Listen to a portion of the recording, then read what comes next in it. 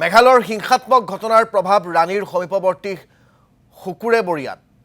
মেঘালয়ৰ পৰা অহা মেঘালয়ৰ পঞ্জীয়নভুক্ত বাহনসমূহ উভতাই পঠিয়ালে দল সংগঠনে পৰচুৱাত যুদ্ধংদেহী ৰূপত বীৰ লাচিত সেনা মেঘালয়ৰ পঞ্জীয়নভুক্ত বাহনৰ বাবে বন্ধ কৰি দিয়া হৈছে পৰচুৱা কোনো কাৰণতে সেই বাটেৰে মেঘালয়ৰ বাহনসমূহ চলাচল কৰিব নোৱাৰিব বুলি হুংকাৰ দল সংগঠনৰ যোৰাবাট হৈ মেঘালয়লৈ যোৱা পৰচুৱা ইতিমধ্যে বন্ধ কৰি দিছে প্ৰতিবাদকাৰীয়ে ফলত ৰিভৈ জিলা প্ৰশাসনে জাৰি কৰিছিল বিশেষ নিৰ্দেশনা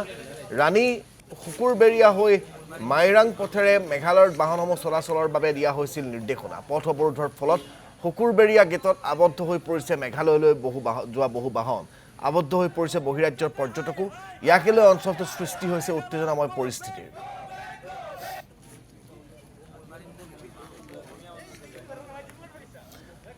আমাক এই সন্দৰ্ভত সবিশেষ জনাব হিতেন মালিয়ে বৰ্তমান উপস্থিত আছো যে ৰাণী শুকুৰবেৰিয়া গেট আজি শুকুৰবেৰিয়া গেটেৰে আচলতে ৰাণী এই যিটো পথেৰে এই পথেৰে আচলতে মেঘালয়ৰ পৰা যিসকল লোক অহা যোৱা কৰে এইটো এটা হৈছে এটা বিকল্প পথ কাৰণ যি কিছুদিনৰ পৰা যি আজি 2-3 দিন ধৰি যি মেঘালয় আৰু অসমৰ মানুহৰ মাজত এটা সংঘাত চলি আছে যে মেঘালয়ৰ লোকসকলে যি অসমৰ মানুহক বাছি আচলতে মেঘালয়ত যি তেখেতসকলকে যি মাৰধৰ কৰিছিল আৰু মাৰধৰ কৰাৰ পিছত কিন্তু এতিয়া কিন্তু তেখেতসকলৰ সকলো পথ আচলতে তেখেতসকলে এতিয়া অসমৰ যি দল সংগঠনসমূহে এতিয়া সকলো পথ স্তব্ধ কৰি দিছে কাৰণ এতিয়া যে জৰাবাটত যি উত্তপ্ত পৰিৱেশৰ সৃষ্টি হৈছে জৰাবাটেৰে কোনো ধৰণৰ যাত্ৰী অহা যোৱা কৰাৰ কাৰণে মেঘালয়ৰ লোকসকলক অহাত বাধা প্ৰদান কৰিছে মেঘালয়ৰ গাড়ীসমূহ কিন্তু শেহতীয়াভাৱে যি আচলতে মেঘালয় চৰকাৰে আচলতে এতিয়া যি ৰাণী শুকুৰবেৰিয়া গেট যে বিকল্প পথসমূহ আচলতে তেখেতসকলে বিকল্প পথসমূহ তেখেতসকলে দেখুৱাইছে আৰু বিকল্প পথৰ ভিতৰত এটা অন্যতম হৈছে ৰাণী শুকুৰবেৰিয়া গেট আৰু ৰাণী শুকুৰবেৰিয়া গেটেৰে যিসকল লোকসকল অহা যোৱা কৰিছিল এই সকলৰ ক্ষেত্ৰতো আচলতে অসমৰ যি দল সংগঠনসমূহ আছে বীৰ লাচিত সেনা বা বিভিন্ন যি দল সংগঠনসমূহে এই সংগঠনসমূহে এতিয়া বাধা প্ৰদান কৰিছে যি বহুতিত ফটোসমূহ দেখুৱাবলৈ অনুৰোধ কৰিছোঁ এই আচলতে গাড়ীসমূহ আচলতে উভতাই পঠাইছে যি ৰাণীৰ পৰা ৰাণী শুকুৰবেৰিয়া যোৱা গেটেৰে আচলতে যি মেঘালয় যোৱা ৰাস্তাসমূহ আচলতে সকলো গাড়ী আচলতে উভতাই পঠাইছে আৰু ইয়াতে ৰাতিপুৱাৰ পৰা যি গাড়ীসমূহ আছে গাড়ীসমূহ আবদ্ধ কৰিছে যি মেঘালয়ৰ পৰা যিসকল যি উচ্চপদস্থ বিষয়াসকলৰ গাড়ী আহিছিলে গাড়ীসমূহ আচলতে তেখেতলোকে আবদ্ধ কৰি ৰাখিছে আৰু যিটোকে ইয়াতে বিভিন্ন আচলতে দল সংগঠনৰ যিটোকে নেতাসকল আছে বা আছে তেখেতসকলৰ পৰা মই জানিব চেষ্টা কৰিম যিটোকে এটা সমস্যা হৈছে যে অসমৰ যি লোকসকলক যে আজি কিছুদিন আগতে মেঘালয়তে যে বিচাৰি মাৰিছে গাড়ীসমূহ ভাঙিছে তাৰপিছত কিন্তু এতিয়া মেঘালয়ৰ যি লোকসকল আছে বাধা প্ৰদান কৰা হৈছে আৰু মেঘালয়ৰ যিসকল আমাৰ অসমক যি তেখেতসকল অসমক লৈ চলি আছে মেঘালয়ে যে এতিয়া যিটোকে কোনো আচলতে তেখেতসকলৰ কোনো ইনকামৰ চ'ৰ্চ নাই কিন্তু অসমৰ যি পৰ্যটকে আচলতে মেঘালয়ত তেখেতসকলে যি চলি আছিল সেই চলা পথটো এতিয়া আপোনালোকে বন্ধ কৰিব দিছে কাৰণ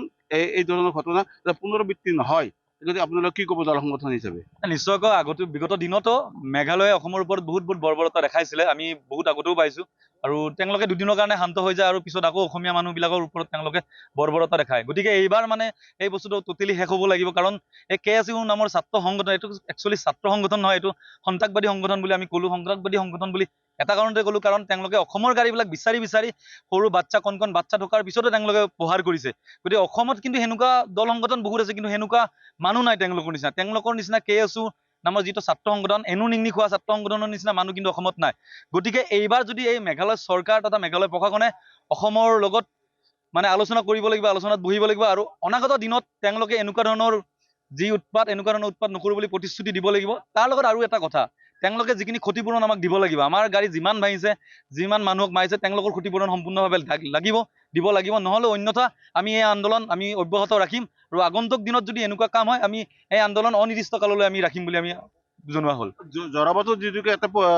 জৰাবাট আচলতে মেইন পথ আছিল জৰাবাটটো মেইন পথ থকাৰ পিছত কিন্তু এতিয়া তেখেতসকলে মেঘালয় চৰকাৰে এটা বিকল্প পথ দিছে ৰাণী শুকুৰবেৰিয়া গেটত দিছে আজি আপোনালোকে ক'ত আছে না আমাৰ একচুৱেলি হাঁহি উঠিছে অকল তেওঁলোকে যদি ভাবিছে জৰাবাটতে অকল গাড়ী ৰাখিব এইটো মিছা কথা অসমৰ প্ৰত্যেকজন অসমীয়াই মেঘালয় গাড়ী অসমত প্ৰৱেশ কৰিব নিদিয়ে আজি ৰাণী হওক বা বিকল্প তেওঁলোকৰ যি ৰাস্তা আছে এটা ৰাস্তাৰে এজন মেঘালয়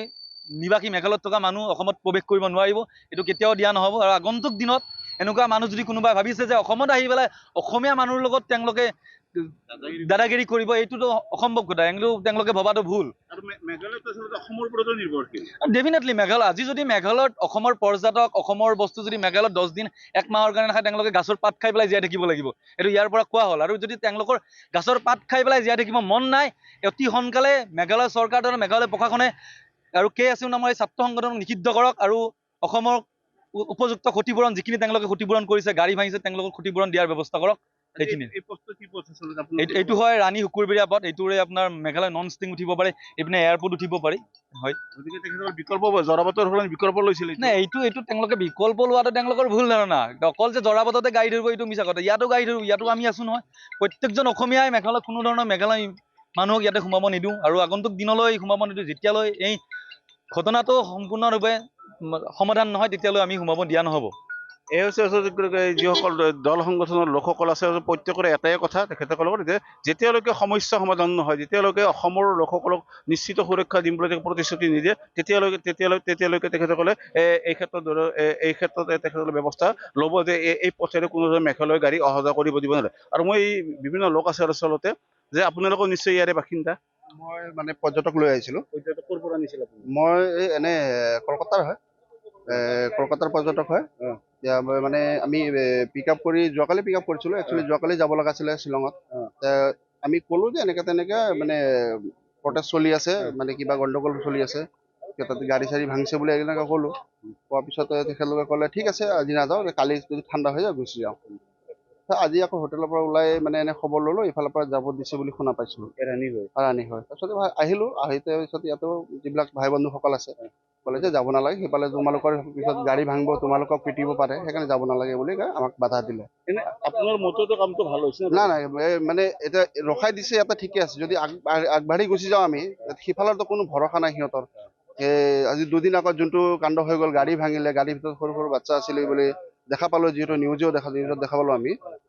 আজি যদি আমিও যদি পৰ্যটক লৈ যাওঁ, যে ৰাস্তাত যদি আমাক কোনোবা যদি সিহঁতৰ যিবিলাক দল সংগঠন আছে যদি আৰু পাথৰ শিলগুটি মাৰে, যদি আমাৰ পৰ্যটকৰ লাগে, তেতিয়াহ'লেতো বা আমাকো লাগিব পাৰে, সেইটো কোনো হেৰি নাই। সেইকাৰণে আমি ইয়াতে ৰখি দিলোঁ, যিহেতু ভাই বন্ধুসকলে কোৱাৰ কাৰণে আমি ইয়াতে ৰখি দিলোঁ। এতিয়া ইয়াৰ পৰা আমি আকৌ ৰিটাৰ্ণ যাই আছোঁ। ক'ত যাব এতিয়া আৰু? এতিয়া আমি গুৱাহাটী লৈ যাম, গুৱাহাটী আকৌ হোটেলত থৈ দিম। গুৱাহাটীৰ পৰা আহিছিল? হয়, গুৱাহাটীৰ পৰা আহিছোঁ। এনে ইহঁতে ৱেষ্ট বেংগলৰ হয়। এয়া হৈছে আচলতে সকলো লোকসকলৰ আচলতে দাবী যে পৰ্যটক তেখেতসকলে লৈ আহিছিল, অহাৰ পিছতো তেখেতসকলে কিন্তু ইয়াৰ পিছত কিন্তু এই পথৰ পৰা তেখেতসকলে যাবলৈ দিয়া নাই। কাৰণ যিসকলে চালকসকলৰ এটাই কথা যে আমি অসমীয়া মানুহ, যে আমি আমি পৰ্যটকৰ ওপৰতে নিৰ্ভৰ কৰি চলি থাকোঁ। গতিকে তেখেতসকলে পৰ্যটকসকলক লৈ শ্বিলঙলৈ যাব আহিছিল, কিন্তু অসমৰ লোকসকলে কিন্তু তেখেতসকলক